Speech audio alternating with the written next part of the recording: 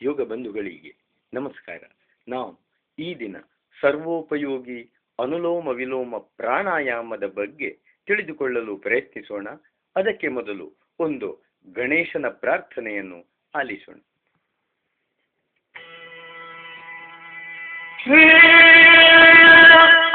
ಗುರುಗಳಾಧಿಪತಯೇ ನಮಃ.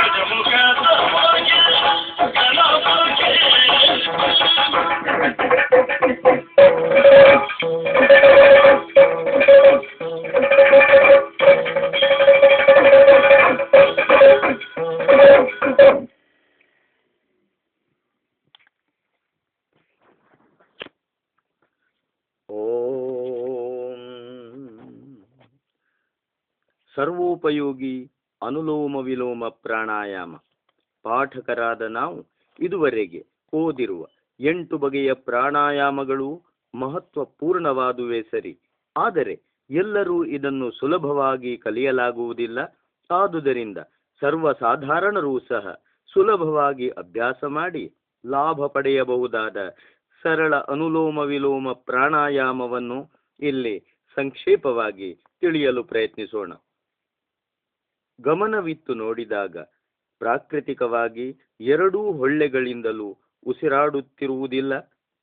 ಎಡಹೊಳ್ಳೆಯಲ್ಲಿ ಉಸಿರಾಡುತ್ತಿರುವಾಗ ಬಲಹೊಳ್ಳೆ ಮುಚ್ಚಿಕೊಂಡಿರುತ್ತದೆ ಎಂಬುದು ನಮಗೆ ಗೊತ್ತೇ ಇದೆ. ಪ್ರತಿಯೊಬ್ಬರಿಗೂ ಹೀಗೆಯೇ ಅದೆಷ್ಟೋ ಸಾರಿ ಹೊಳ್ಳೆಗಳ ಪರಿವರ್ತನ ಹಗಲು ರಾತ್ರಿ ಆಗುತ್ತಲೇ ಇರುತ್ತದೆ. ಯೋಗಶಾಸ್ತ್ರದಲ್ಲಿ ಬಲಹೊಳ್ಳೆಯನ್ನು ಸೂರ್ಯಸ್ವರ ಅಥವಾ ಪಿಂಗಳ ನಾಡಿ ಎಂದು, ಎಡಹೊಳ್ಳೆಯನ್ನು ಚಂದ್ರಸ್ವರ ಅಥವಾ ಇಡಾನಾಡಿ ಎಂದು ಕರೆಯುತ್ತಾರೆ. ಈ ಹೆಸರುಗಳು ನಿರರ್ಥಕವಲ್ಲ. ಸೂರ್ಯಸ್ವರ ಗತಿಯುಕ್ತವಾದಾಗ ನಾವೆಳೆಯುವ ವಾಯುವು ಉಷ್ಣತೆಯನ್ನು ಹುಟ್ಟಿಸುವಂತಹದು. ಚಂದ್ರಸ್ವರ ಗತಿಯುಕ್ತವಾದಾಗ ಎಳೆಯುವ ವಾಯು ಶೀತತೆಯನ್ನು ಹುಟ್ಟಿಸುವಂತಹದು ಆಗಿರುತ್ತದೆ. ಇದನ್ನೇ ವೈಜ್ಞಾನಿಕ ಭಾಷೆಯಲ್ಲಿ ಬಲಹೊಳ್ಳೆಯಿಂದ ಒಳಹೋಗುವ ವಾಯು ಬೆನ್ನು ಮೂಳೆಯ ಬಲಗಡೆ ಪ್ರಬಲ ವಿದ್ಯುತ್ ಪ್ರವಾಹವನ್ನು, ಎಡಹೊಳ್ಳೆಯಿಂದ ಒಳಗೆ ಹೋಗುವ ವಾಯು ಬೆನ್ನು ಮೂಳೆಯ ಎಡಗಡೆ ನಿರ್ಬಲ ವಿದ್ಯುತ್ ಪ್ರವಾಹವನ್ನು ಹರಿಸುತ್ತವೆ ಎಂದು ಹೇಳಬಹುದು. ಸೂರ್ಯನ ಸ್ವಭಾವ ತೀಕ್ಷ್ಣ. ಆದುದರಿಂದ ಹೆಚ್ಚಾಗಿ ಬಲಹೊಳ್ಳೆಯಲ್ಲಿ ಉಸಿರಾಡುವವರ ಸ್ವಭಾವದಲ್ಲಿ ತೀಕ್ಷ್ಣತೆ ಹೆಚ್ಚಾಗಿರುತ್ತದೆ. ಚಂದ್ರನ ಸ್ವಭಾವ ಕೋಮಲ. ಆದುದರಿಂದ ಎಡಹೊಳ್ಳೆಯಿಂದ ಹೆಚ್ಚಾಗಿ ಉಸಿರಾಡುವವರಲ್ಲಿ ಕೋಮಲತ್ವ ಹೆಚ್ಚಾಗಿ ಕಂಡುಬರುತ್ತದೆ. ಆದರೆ ಈ ಎರಡನ್ನು ಸಮ ಪ್ರಮಾಣದಲ್ಲಿ ಹೊಂದಿದ್ದರೆ ಆರೋಗ್ಯ ಸಿಕ್ಕುವುದು. ಯಾವುದು ಹೆಚ್ಚಿದರೂ ಒಂದಿಲ್ಲೊಂದು ರೋಗ ಬಂದೇ ಬರುತ್ತದೆ. ಅದು ಪ್ರಕೃತಿಯ ನಿಯಮ. ಈ ರಹಸ್ಯವನ್ನರಿತೆ ನಮ್ಮ ಪ್ರಾಚೀನ ಋಷಿಮುನಿಗಳು ಅನುಲೋಮ ವಿಲೋಮ ಪ್ರಾಣಾಯಾಮದ ಪದ್ಧತಿಯನ್ನು ಕಂಡುಹಿಡಿದಿದ್ದಾರೆ. ಉಷ್ಣತ್ವ ಮತ್ತು ಶೀತತ್ವ ಎರಡರ ಸಮತ್ವವನ್ನು ಕಾಪಾಡುವುದಕ್ಕಾಗಿಯೇ ಈ ಪ್ರಾಣಾಯಾಮದ ವಿಧಾನ ಮಾಡಲ್ಪಟ್ಟಿದೆ. ಸಂಶಯ ಸ್ವಭಾವದವರು ಪಿಂಗಳ ನಾಡಿಯಿಂದ ಶರೀರದಲ್ಲಿ ಸೂರ್ಯ ತತ್ವವು, ಇಡಾನಾಡಿಯಿಂದ ಚಂದ್ರ ತತ್ವವು ಹೆಚ್ಚಾಗಿ ಸೇರುವವು ಎಂಬುದಕ್ಕೆ ಪ್ರಮಾಣವೇನಿದೆ ಎಂದು ಕೇಳಬಹುದು. ಸತಿ ಪ್ರತ್ಯಕ್ಷೆ ಕಿಂ ಪ್ರಮಾಣಂ? ಅಂಗೈಯ ನೆಲ್ಲಿಕಾಯಿಯನ್ನು ನೋಡಲು ಕನ್ನಡಿ ಬೇಕೆ? ಯಾವುದಾದರೂ ಯಾರಾದರೂ ನೋಡಬಹುದು. 4-6 ದಿನ ಹತ್ತಿಯಿಂದಾಗಲಿ ವಸ್ತ್ರದಿಂದಾಗಲಿ ಒಂದು ಹೊಳ್ಳೆಯನ್ನು ಮುಚ್ಚಿ ಕೇವಲ ಇನ್ನೊಂದರಿಂದಲೇ ಉಸಿರಾಡಿ ನೋಡಿದಾಗ ಬಲಹೊಳ್ಳೆಯಿಂದ ಉಸಿರಾಡಿದಲ್ಲಿ ಮೈಯಲ್ಲೆಲ್ಲ ಅತಿಯಾದ ಕಾವು ಹುಟ್ಟುವುದು, ಎಡಹೊಳ್ಳೆಯಿಂದ ಉಸಿರಾಡಿದಲ್ಲಿ ಶೀತ ಹುಟ್ಟುವುದು. ಇದಕ್ಕಿಂತ ದೊಡ್ಡ ಪ್ರಮಾಣ ಬೇಕಾಗಿಲ್ಲ. ಭಗವಂತನು ಒಂದೇ ಹೊಳ್ಳೆಯನ್ನು ರಚಿಸದೆ 2 ಹೊಳ್ಳೆಗಳನ್ನು ರಚಿಸಿರುವ ರಹಸ್ಯವಾದರೂ ಇದೆ. 2 ಹೊಳ್ಳೆಗಳನ್ನು ಹದವರಿತು ಉಪಯೋಗಿಸಿಕೊಂಡರೆ ಶೀತೋಷ್ಣ ತತ್ವಗಳ ಸಮತ್ವದಿಂದ ಆರೋಗ್ಯ ಲಾಭವಾಗುವುದು. ಈ ಮೂಲಭೂತ ತತ್ವದ ಆಧಾರದ ಮೇಲೆಯೇ ಅನುಲೋಮ ವಿಲೋಮ ಪ್ರಾಣಾಯಾಮದ ವಿಧಾನ ರಚಿಸಲ್ಪಟ್ಟಿದೆ. ಇಷ್ಟು ಪರಿಚಯವಾದ ಮೇಲೆ ಈ ಅನುಲೋಮ ವಿಲೋಮದ ವಿಧಾನವನ್ನು ನೋಡೋಣ. ಮೊದಲು ಪದ್ಮಾಸನ ಹಾಕಿ ಕುಳಿತುಕೊಳ್ಳಬೇಕು. ಆಮೇಲೆ ಬಲಗೈ ಹೆಬ್ಬೆಟ್ಟಿನಿಂದ ಬಲ ಹೊಳ್ಳೆಯನ್ನು ಒತ್ತಿ ಹಿಡಿದು ಎಡ ಹೊಳ್ಳೆಯಿಂದ ಶ್ವಾಸಕೋಶಗಳೆಲ್ಲ ಖಾಲಿಯಾಗುವಂತೆ ಒಳಗಿರುವ ವಾಯುವನ್ನೆಲ್ಲ ನಿಧಾನವಾಗಿ ಬಿಟ್ಟು ಬಿಡಬೇಕು. ಆಮೇಲೆ ಎಡಹೊಳ್ಳೆಯಿಂದಲೇ 4 ಅಥವಾ 6 ಸಾರಿ ಪ್ರಣವವನ್ನು ಮಾನಸಿಕವಾಗಿ ಜಪಿಸುತ್ತಾ ಎಳೆದುಕೊಳ್ಳಬೇಕು. ಆಮೇಲೆ ಉಂಗುರದ ಬೆರಳು ಮತ್ತು ಕಿರುಬೆರಳುಗಳಿಂದ ಎಡಹೊಳ್ಳೆಯನ್ನು ಮುಚ್ಚಿ ಹಿಡಿದು 16 ಅಥವಾ 24 ಸಾರಿ ಪ್ರಣವವನ್ನು ಮಾನಸಿಕವಾಗಿ ಉಚ್ಚರಿಸಲು ಬೇಕಾಗುವಷ್ಟು ಕಾಲ ಕುಂಭಕ ಮಾಡಬೇಕು. ಇದಾದ ಮೇಲೆ ಬಲಹೊಳ್ಳೆಯ ಮೇಲಿನಿಂದ ಹೆಬ್ಬೆರಳನ್ನು ತೆಗೆದು ಆ ಹೊಳ್ಳೆಯಿಂದಲೇ 8 ಅಥವಾ 14 ಸಾರಿ ಮಾನಸಿಕವಾಗಿ ಪ್ರಣವ ಜಪವನ್ನು ಮಾಡಲು ಬೇಕಾದಷ್ಟು ಕಾಲ ನಿಧಾನವಾಗಿ ರೇಚಕ ಮಾಡಬೇಕು.